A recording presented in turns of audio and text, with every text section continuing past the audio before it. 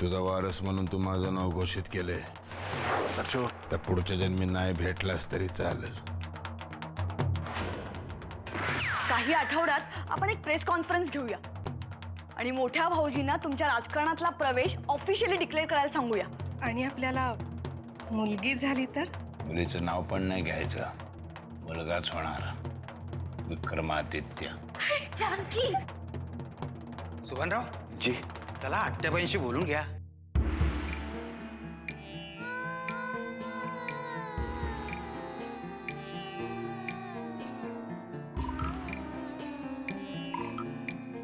आत्याबाई साहेब, अव तुमचे लई उपकार झालेत बघा माझ्यावर. अहो तुमच्यामुळे माझा फाटलेला संसार पुन्हा उभा राहिला. फार वाईट वाटलं. गेले 2 महिने फार त्रास सहन केलात तुम्ही. मला आधी कळलं असतं ना तर तुमच्यावर गाव सोडून जायची वेळ झाली नसती. आत्याबाई साहेब, हो त्या पांडुरंगालाच माझी परीक्षा घ्यायची होती आणि ती त्यांना घेतली आणि तुमच्या रूपानं येऊन मदत बी केली. आणखी पुष्कळ काही करायची इच्छा आहे तुमच्यासाठी. वाकणे सगळं काही सविस्तर बोलतीलच तुमच्याशी आणि तुमची राहण्याची व्यवस्थाही करतील. आत्याबाई साहेब, मी, माझी बायको, माझी 2 पोरं, तुम्ही सांगाल तिथं सुखानं राहू. नाही नाही,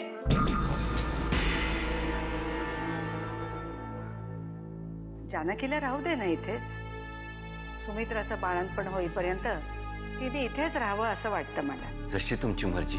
मला वाटतंय आत्याबाई, गणेशलाही इथेच ठेवावं. तो असल्यामुळे जानकीचंही मन रमेल. शिवाय त्याची शाळाही सुरू होती आता. तुम्हाला काय वाटतं सुभानराव? आत्याबाई साहेब, अहो तुमच्यासारख्या थोरा मोठ्यांचा आशीर्वाद माझ्या पोरांच्या पाठीशी आहे. अहो मला आणखीन काय हवंय? हेच माझ्यासाठी खूप आहे. ठीक आहे, या तुम्ही. येतो.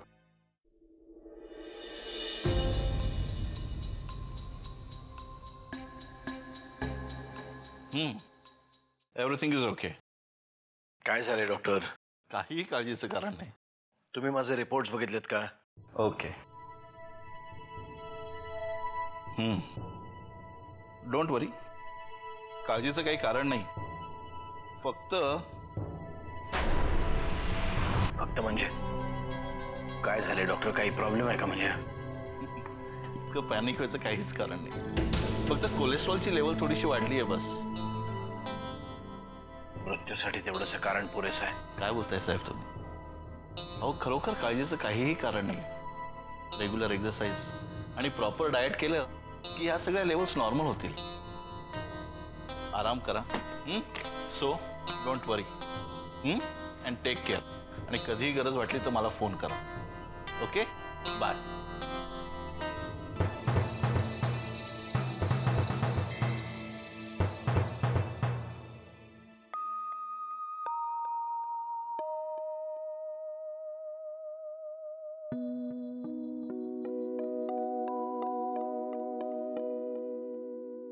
नाही, आता तुम्ही आम्हाला अजिबात सोडून जायचं नाही. नाही ग. आणि समजा गेलात तर आपण समजा एकत्रच जायचं.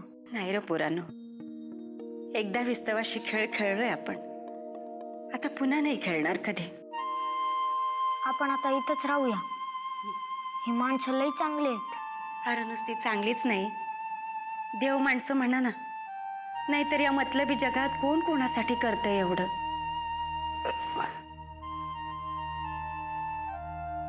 अहो काय झालं? काय म्हणाले आत्याबाई? अगं वाकलीस साहेबांशी बोललो, आत्याबाई साहेबांना मी भेटलो. सध्या तरी आपली राहण्याची व्यवस्था जिथं राजन राहतो ना तिथं केली आहे. अहो पण तिथं राहून काय करायचं आपण? आता त्यांच्या मनातलं म्या कसं सांगू? त्यांनी आपल्याला इथं आणलंय, आता पुढचं बी तेच बघतील ना. अगं तू कशाला चिंता करते आई? अगं पण आता आत्याबाई साहेब काय ते बघून घेतील ना. त्या आणि वाकणी साहेब ठरवतील काय करायचंय ते. पण आता आपण एकत्रच राहायचं हो की नाही गड्या?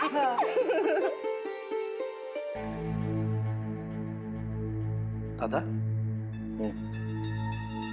काही प्रॉब्लेम आहे का वाटतोय का प्रॉब्लेम? नाही तसं नाही, पण खूप टेन्स दिसतोयस म्हणून. म्हणजे काय अशक्त वगैरे वाटतोय मी किंवा डोळ्याखाली माझ्या काळं वगैरे झाले करे? नाही रे दादा, असं काही नाही, पण चेहरा जरा नर्वस दिसला म्हणून विचारलं. हा हा मग ठीक आहे.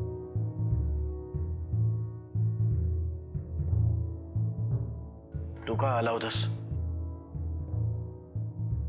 बसू. हा बस ना.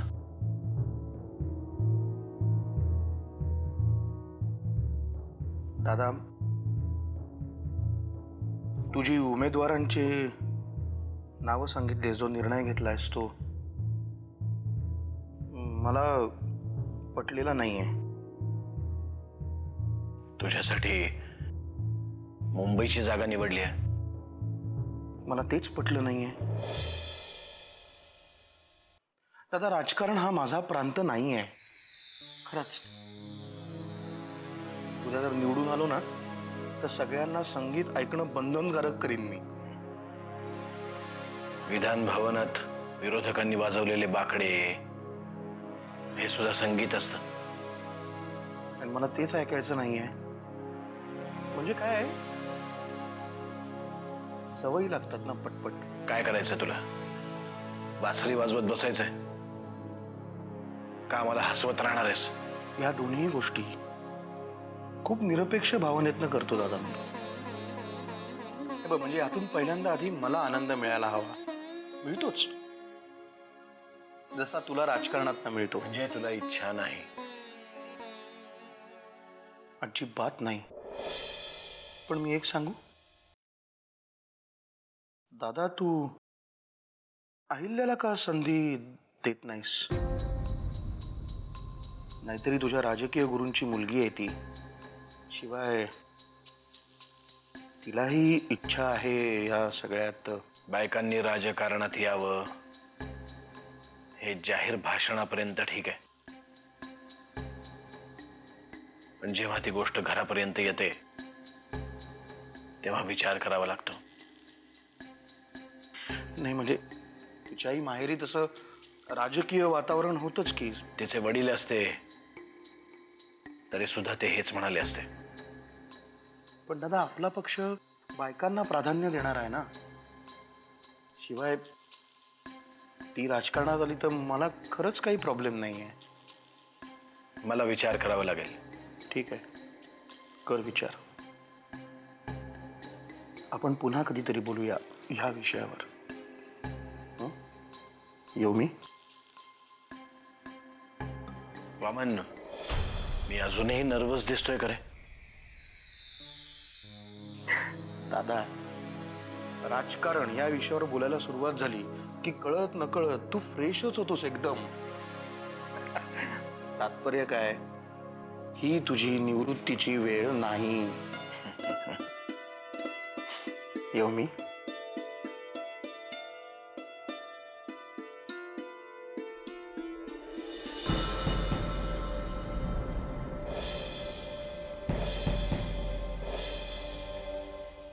पोरा, मग आमच्यासाठी लय पायपीट केलीस. असं काय बोलतोस रखमा मावशी? अगं माझं कर्तव्यच होतं ते. अरे आमचा संसार एवढा फाटला होता की त्याला ठिगळं लावता लावता तुमच्या समद्यांचीच तारांबळ उडाली. ये रकमे, आता बस झालं ते रडगाणं. आता पुढं काय करायचं याचा विचार करूया. म्हणूनच मी इथं आलोय. खरं तर वाकणे साहेबांनी सांगितलं की सगळ्यांनाच न्यायला हवं, पण जानकी आणि गणेशला इथेच राहावं लागणार. अगं रकमे, सुमित्रा बाईसाहेबांच्या सोबतीसाठी म्हणून जानकीला आणि गण्याला शाळेत पाठवण्यासाठी.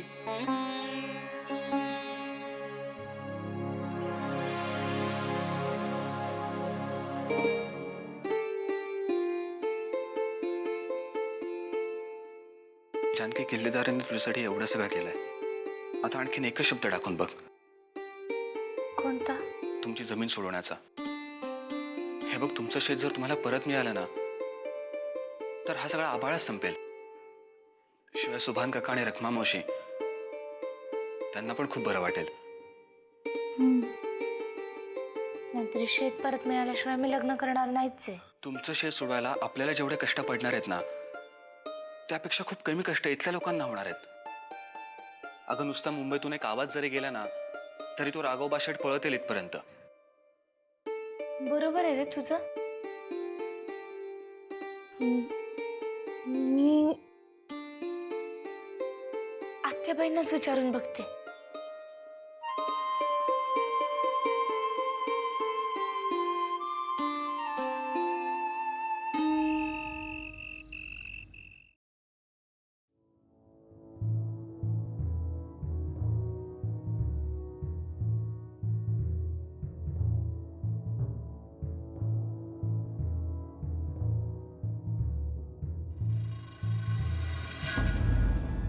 काय रे दादा, रात्रीच्या वेळेला उसळ खातो? उसळ? कसली उसळ? ही काय गोळ्यांची उसळ? धडधाकट असताना एवढ्या गोळ्या, आजारी पडल्यावर काय करशील? आजारी पडल्यावरच गोळ्या खातात असं कोणी सांगितलं तुला? आजारी पडू नये म्हणून सुद्धा गोळ्या घेतात. हं? असं आहे. हे बघ Parshu, prevention is better than cure असं म्हणतात. बाउन्सर काय इंग्लिश मध्ये बोलला? बाउन्सर झालं. आधीचं मराठीतलं कळलं. So no English when talk you and me between. अरे वा वा वा.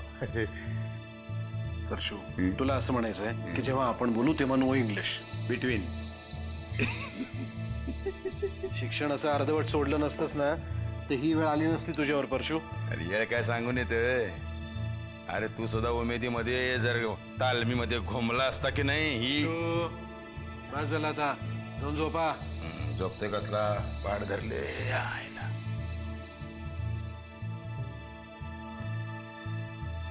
पाठदुखीवर काय गोळी आहे काय? बिग आईज आय गो.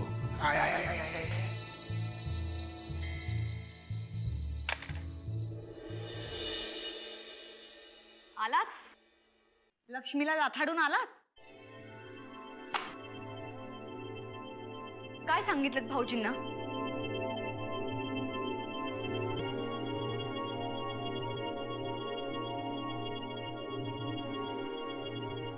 मी दादाला सांगितलंय मला राजकारणात काहीही इंटरेस्ट नाही. मी कुठला तरी दुसरा व्यवसाय करीन. दुसरा व्यवसाय म्हणजे? नाही, तुमचा इंटरेस्ट कशात आहे? बासरी रिपेअर करायचं दुकान टाकायचं? नाहीतर मग तुम्ही लंडन मध्ये मिळवलेला जो काळा कोट आहे तो घालून मामलेदार कचेरीच्या बाहेर एखादा टेबल टाकायचा?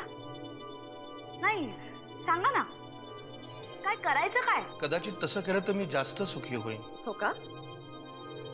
मग बासरीच्या दुकानात मी काय करायचं हे सांगा ना.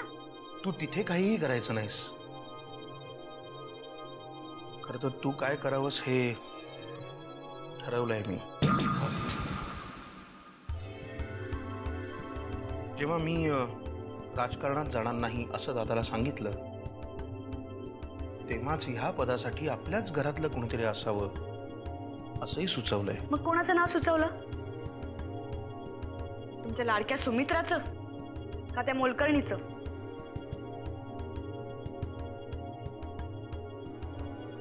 माणूस कुणी का असे ना, आपल्या घरातलं असलं म्हणजे झालं. हो का? तुम्ही असं का नाही करत? जानकीचा भाऊ आहे ना, तो याच घरात राहतोय आता, मग त्याचंच नाव सुचवा ना. या घरात तूही राहतेस. बापरे, म्हणजे तुम्ही माझंच नाव सुचवलं की काय? मी तुझंच नाव सुचवलंय.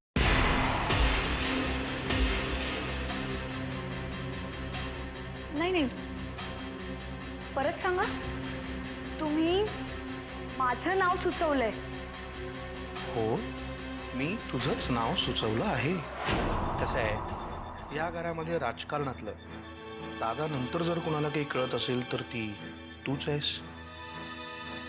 म्हणून मी दादाला तुझं नाव सुचवलं. मला तर या क्षेत्रात नक्की जायचं नाहीये, पण मी त्याला म्हणालो की तिच्या रक्तात राजकारण आहे, तिचा या पदासाठी विचार कर. आणि कसं आहे, स्त्री उमेदवार असेल तर कदाचित त्याचा ॲडव्हान्टेज जास्त मिळेल. You are great. You are really great.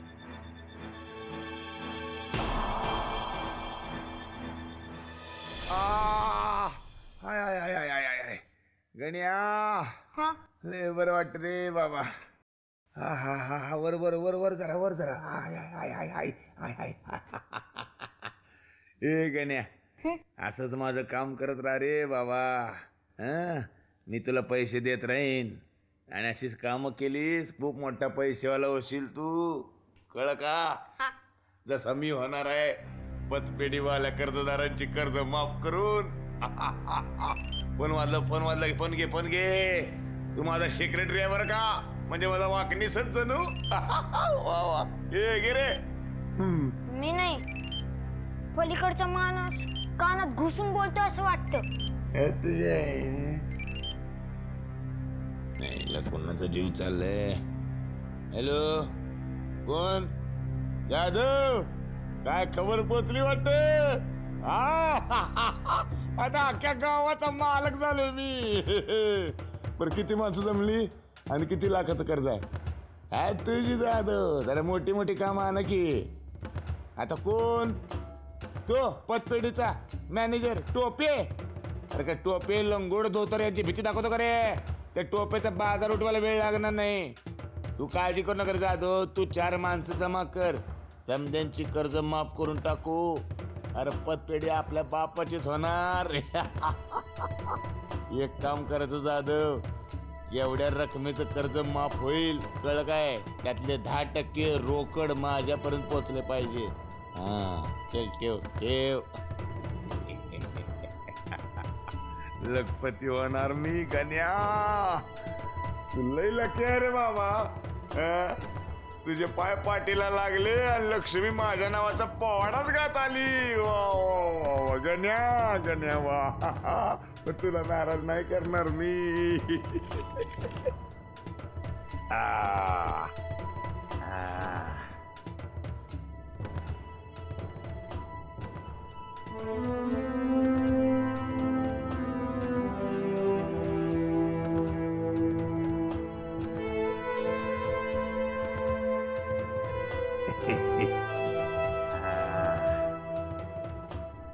अरे देवा.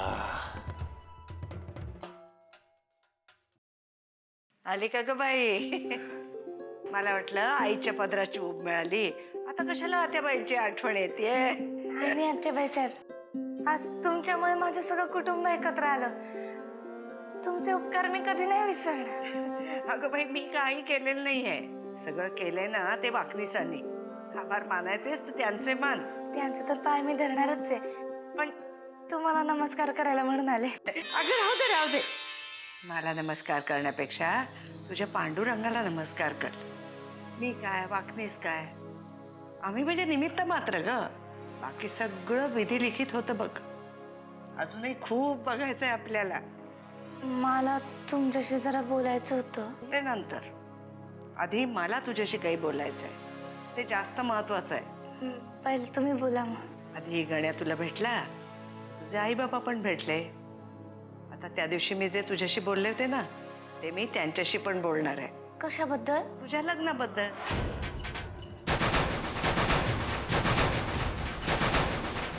लग्न? पण आत्याबाई नाही आता मी तुझं काही ऐकणार नाही. तू म्हणाली होतीस का नाही की माझे आई बाबा असल्याशिवाय मी लग्नाबद्दल काही बोलणार नाही म्हणून. मला त्यांच्याच बद्दल तुमच्याशी बोलायचं होतं. जे बोलायचं आहे ते लग्नानंतर. पण मला खरंच इतक्यात नाही लग्न करायचं. नवऱ्या मुलाचं नाव ऐकल्यावर होशील तयार? म्हणजे तुझ्यासाठी मी मुलगा बघून ठेवलाय. मी तर त्याला ओळखतेच, पण तू सुद्धा चांगली ओळखतेस त्याला. अगं राजन.